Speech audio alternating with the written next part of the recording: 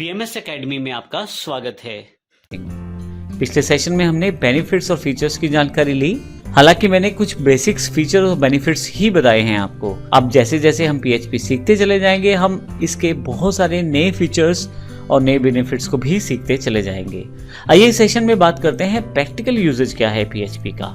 मैं आपको बता दूं कि PHP जो है बेसिकली आपके पास उन वेबसाइट्स पे ज़्यादा प्रयोग की जाती है जहाँ पे आप डेटा के साथ काम करते हैं। डेटा बैकएंड पे MySQL सर्वर में स्टोर रहता है या MySQL में रहता है स्टोर, और आप उस डेटा को PHP के साथ वेबसाइट्स में एक्सेस कर सकते हैं।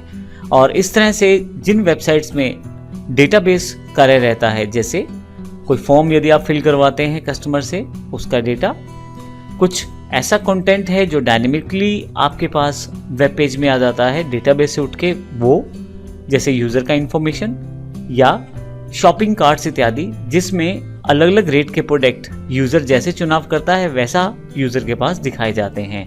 तो इस तरह के डेटाबेस वेबसाइट्स या एप्लीकेशंस के लिए सबसे ज़्यादा PHP का प्रयोग किया जाता है। इस तरह से ब्राउज़र बेस्ड एप्लीकेशंस या पैनल्स, जो कि एक वेबसाइट की तरह ही होते हैं लेकिन काफ़ी सारे PHP फीचर्स के साथ लैस होते हैं, जिसमें काफ़ी सारी चीज़ें पहले से अवेलेबल रहती हैं, जैसे कोई कस्टमर मैनेजमेंट सिस्टम, कोई सॉफ्टवेयर अगर आपको ऑनलाइन अकाउंटिंग का बनाना है, जिनमें बार बार आपको डेटा फिल करना है, मॉडिफाई करना है, ओपन करना है।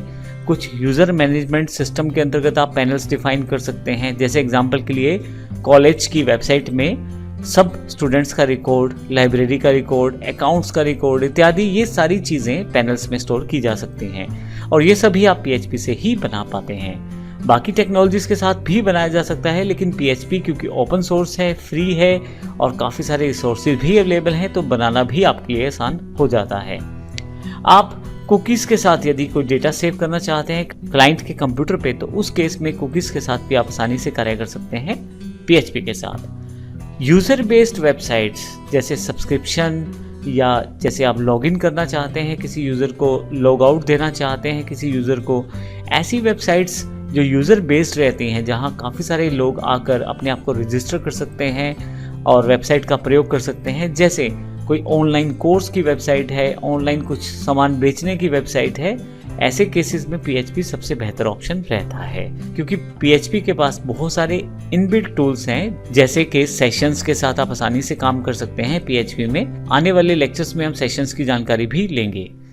जहाँ पे डेटा इंक्रिप्शन रिक्वायर्ड रहती है, वहाँ भी PHP बहुत ही इंपॉर्टेंट हो जाती है, क्योंकि आप डेटाबेस से, सर्वर से जब डेटा उठाते हैं तो क्लाइंट तक पहुँचाते हुए कोई और बीच में इंटरसेप्ट डेटा को ना करे, डेटा को एनक्रिप्ट कर सकते हैं, वो भी इनबिल्ट फंक्शंस के साथ। वर्डप्रेस जो कि एक ओपन सोर्स सॉफ्टवेयर है, ऑनलाइन चलता है, वेबसाइट्स बनाने में प्रयोग होता है, उसके जितने भी प्लगइन्स हैं और जो थीम्स हैं, उन सब की डेवलपमेंट का कार्य भी PHP के द्वारा ही किया जाता है, अर्थात बैकएंड पे आपके पास PHP अवेलेबल रहती है।